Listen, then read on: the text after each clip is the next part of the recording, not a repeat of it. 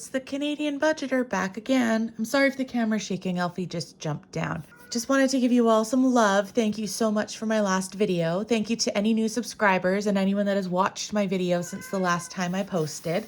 Sorry, Alfie wanted to say hi. She may continue, I'm not entirely sure. Okay, so today is a little bit of a different video, but I am gonna try and keep it really quick. One of the things that I have to do that lots of other people don't have to worry about is how do I budget for an unknown variable income every month? Because I am a substitute teacher, I don't get paid any base rate. I just get paid by the day. So if I don't work, I don't get paid. Some people's variable income depends upon how many hours they work, but they're still working some hours. I either work or I don't. That's the deal with being a teacher on call, as we call them here. So I never know if I'm going to be getting a call or not, and I never know how much it's actually going to be until I get my pay slip. Now, because we've been on spring break, we're still on spring break this week as well, and into till the 11th. So what I do is I map out all of my bills on my big calendar here, my desk calendar. I think actually I'm missing one or two, but for the most part. And then what I do is I color code them with my different colored highlighters for which paychecks will be covering which bills. So based upon my pay periods. So I usually get paid on the 6th or the 7th, and I usually get paid on the 20th, 21st, 22nd, depending upon where the days land. And then I get paid at the end of the month for my tutoring job. So I get 3 paychecks technically, but the bigger ones are these two. This one sometimes can get me up to $800, but usually it's a bit lower than that. Anyway, so what I do is I color code. So the paycheck that I currently have from March 22nd is still covering all the way up till here. It is also going to be covering this and this. Okay. The blue is all the bills that this paycheck is going to cover. And then the purple is all of the ones that this paycheck is going to cover. And it will cover the beginning of the next month as well, along with this. This one usually ends up just being savings because I usually can have it covered. But this month, for example, I miss out on this week, and this day for my regular teaching job. I only get 4 working days starting on the Tuesday. Now, that may or may not happen. I may get 0 working days. I may get 2. I may get a half a day. I don't know. But I only get 4 days. So I know that the maximum amount of money that I can earn. So I know that if I work all 4 days, the maximum take-home pay will be $1,068. Okay. So if I base my budget around my maximum for this payday, we're fine, because remember, my mortgage payment at the end of the month is covered for the next couple months. However, if I work 0 days, then these are not covered because this payday wouldn't exist. So that would mean I do have to do savings or sinking funds in order to pay these bills, which is fine. That's what they're there for. So this is how I plan for my variable unknown. I know these ones here aren't, because the mortgage payment that comes out is always a big bill. And of course, there's one at the very end of the month, and then there's one in the middle of the month. So usually it hits both my paychecks. However, this one is almost the same amount as that check. And the reason that check was so low is because I missed out on this week for that check. This was actually for this check, this week, and this day are for this check. So I've lost a week off of each check, which is quite a significant amount of money. Anyway, I digress. That's how I plan for a variable income that's unknown each month, because I'm not salary as an on-call teacher. Okay, so moving on, I'm gonna go through my wallet and we're gonna see what I've spent so far off of my 2-week stuffing. I will have to go into a little bit of my sinking funds as well to bulk up a few of these envelopes because I do have some more purchases I need to make. All right, so groceries still has money left. Like I said, because of Easter and my birthday, which was yesterday, April 3rd, I got a little bit more spoiled with food than I normally do. So I didn't have to cook nearly as much food by myself. So for groceries, I still have, I hate them folded, but they don't fit in my wallet any other way. All right, 50, 100, 20, 40, 50, 60, 62, 64, 66, 67, and 68. Now this is, I could exchange these coins. I think I still have a 5 to make this a little bit less cumbersome, but I also want to be able to put them in my coins, my coin challenge. So I'm going to try and hold on to them, but that's still pretty good for groceries considering I get paid in 2 days. So I might be pulling from here for a little bit of stuff because in 2 days I get paid again. But my amounts won't be the same because I don't make the same amount of money. All right, Elfie has a whopping $3. So I am going to go into her envelope in my sinking funds binder, my gray binder, and pull out some money because I actually do have to go and buy her some food. So we're not taking from 1 month ahead, not from home insurance, not from personal, not from emergency, not car insurance. There, Elfie. Okay. So I need to buy her wet food for the week. So I think that I'll take 60 just in case, but anything that's left over, I'll put back. So I'm going to take 60 out. As an overage. Okay, so let's just check this. Withdraw, minus 60. That means that she has 90 left in her account, in her sinking fund. All right. So let's fold this up.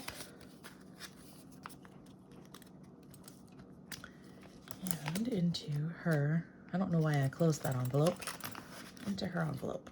All right, spending, I still have a little bit of money. Spending, I have 10 and 12.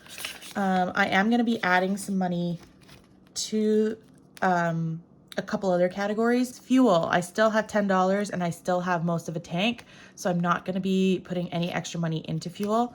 And then I have all my coins. So that is all I needed to do for my wallet, was basically just beef up Elfie.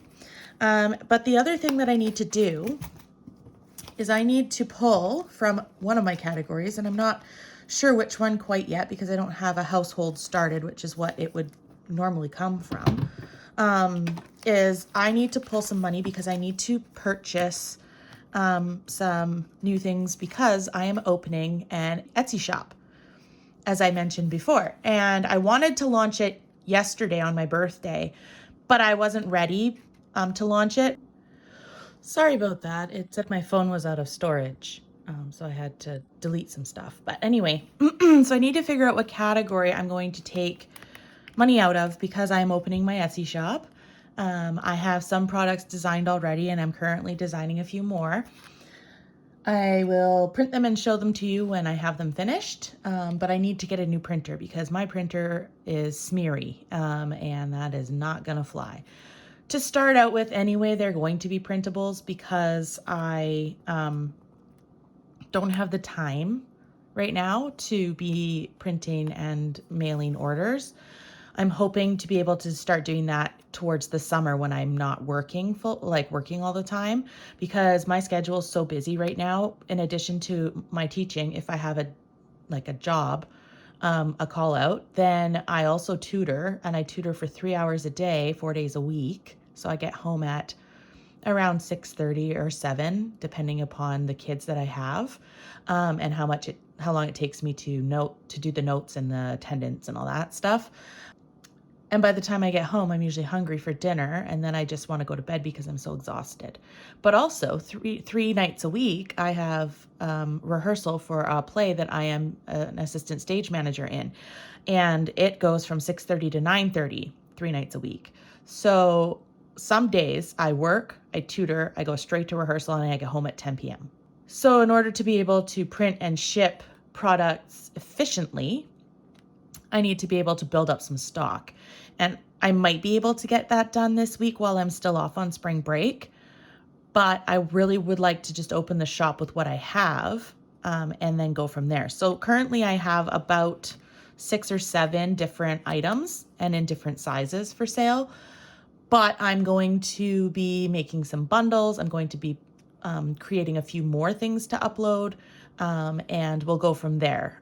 So I'm trying to figure out what category I'm going to take out of for my printer. And I think I'm going to take out from my 1 month ahead, because I still have money in a savings account, a high yield savings account. I put all of my tax return money in there, and that was over $2,000. So technically I could add it to this anyway for the time being. So I think I'm going to take out from 1 month ahead. I'm probably going to take out, make sure I don't take the placeholders here, because I have an extra $300 that I put into the bank. So I have my $2,000 tax return, plus I put an extra $300 in there for my 1 month ahead. So I have, technically I have way more than this. I wasn't going to put my tax return towards my 1 month ahead, but I think that's what I'll probably end up doing. So I'm going to take, I think I'm going to take $275, which is a huge dent in my 1 month ahead tracker, but I might decide to spread it out a little bit through other categories, so that's not quite a huge hit for one category. But I don't feel justified taking it out of any other one except personal, or maybe property taxes, because those are included in my mortgage. But property taxes has $250. So I guess I could take it out of there. I don't want to take it out of health. I don't want to take it out of house maintenance. And I don't want to take out vacation because I'm going to go see my grandparents in the summer.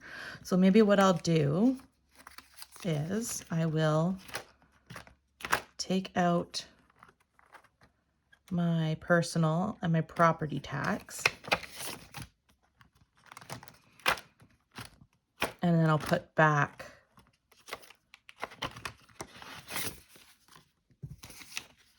my emergency fund, or some of my emergency fund, because that should be $300. 150, 250, 300, which is more than I had from my 1 month ahead. So maybe I'll take 100 from my 1 month ahead just to make sure, and then I'll put the rest of this back in here so that it's not as big of a dent in my 1 month ahead. So I'll take away 100 off of here.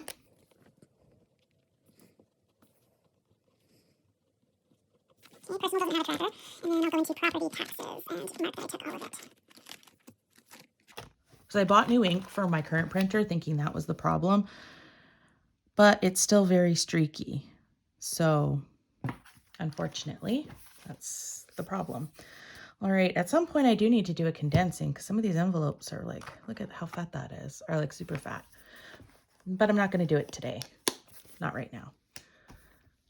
So the total amount of money that I have now to go shopping and buy a printer is 100, 200, 50, 350, 400.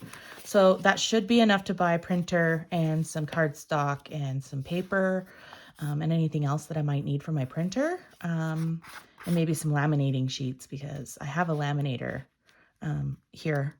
I actually have 2. I have to find my other one, but I have a laminator, so I need to buy some sheets for that.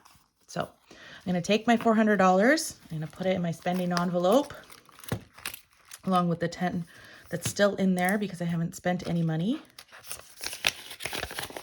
There we go. We'll fold it up. I might just put this all into the bank and then use my card. That could be end up what happens too. The only reason I'd like to pay in cash is because then if I don't use it all, I can come and put some back. And if I do use it all, then that's fine. But we'll see. Okay, so that's it for this video. Thank you so much for watching. If you made it to the end, thank you. If you liked this content, please comment, like, subscribe. It really helps out my channel. And I will see you guys in the next video. Again, here's some hearts for you. Thank you for watching. And just remember, if you haven't heard it today, that you are special, you are loved, and you are enough. Bye. Hi again, just kidding, I came back. I just wanted to put back the money that I borrowed into some of my sinking funds. The printer was definitely less expensive than I thought it was going to be because I changed my mind on what I wanted. So it was great. It wasn't very expensive at all. And I bought some supplies. So hopefully I should be able to get some samples printed up and shown to you guys soon. So I'm gonna actually take my grocery money and I'm gonna stuff it back into my sinking funds. Elfie's was way more expensive than I thought it was going to be, but that's okay because I used some of the extra leftover money from when I went to get my printer to pay for the difference. My spending money is definitely gone because I spent it on the printer. Fuel was fine, and there is a couple of $2 coins in here, I think, or maybe there's just one. And I want to take it out so that I have my $2 coin. So that is all of the stuff. So really all that's left in here is coins and gas money. And actually, let's just do the coins now because that can roll over to next week. I get paid on Wednesday, so I'm not really too worried about it. So let's get my coins and let's unload my coins into the jar. And remember, I don't count these. I just put them in there. We'll count them. Whoops, count them later. I even got an American quarter. See? Is that focusing? I don't think that's focusing. Anyway. It's amazing to me how many American quarters I find out and about. I'm waiting to see if Canada will have coins with King Charles on them, since he's our king now instead of the queen. All right, so coins are dealt with. So now really all that's left in here is $10 in fuel. There is nothing in any of my other envelopes because I spent it. So that's fine. No spending tomorrow. It'll be a no spend day. All right, so I didn't end up taking from 1 month ahead, or did I? I did. I took 100. If there's 520 in here, then I'll put it back. So I'm pretty sure I took 100 out of here. Yeah, like the actual 100. Okay. So I have what am I doing? 100, 200, 300 in the bank, 350, 400, 420, 40, 60, 80, and 90, 490. Why does it say, oh, because I left some money in here. So 490, 510, 515, and 520. All right, so my tracker was up to date, so that's 520. So let's see if I can give it, there's 100, 50, 20, 40, 50. So that's 100. So let's put that back in here. So then I have my emergency fund is where it's supposed to be. Folded money. I mean, really, who folds their money?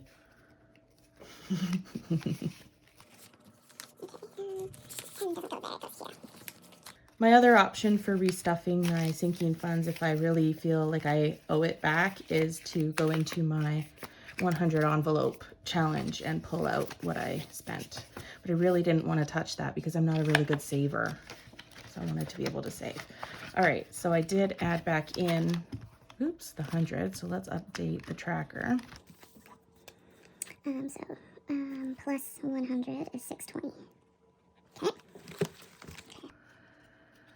I took from pet care and vet for Elfie, so that was 90, and I took 250 from property taxes. I'd rather give back to Elfie than to property taxes. So 20, 30, 40, 43.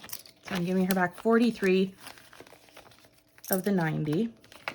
So I will be writing myself an IOU, and it will stay there until I pay it back. I might not be able to pay back the rest of it right away, but the IOU will stay until it is fully paid back to Elfie. All right, so we added back 43.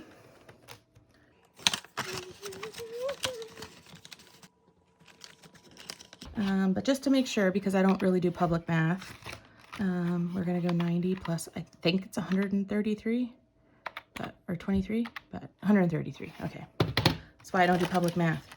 I was right, and then I corrected myself. Okay, so plus 43 is 133, and so that means that I still owe. So I only owe $17. So I will write an IOU for that. I don't have my stickies with me, but I will write an IOU, and I will write a $250 IOU to my property taxes as well. So there, I just wanted to hold myself accountable for actually putting the money back into the envelopes and not into keeping them in my wallet and spending it. So thank you for tuning into this little addition to my video. Again, thank you. Comment, like, subscribe if you liked this content, and remember that you are special, you are loved, and you are enough. Bye.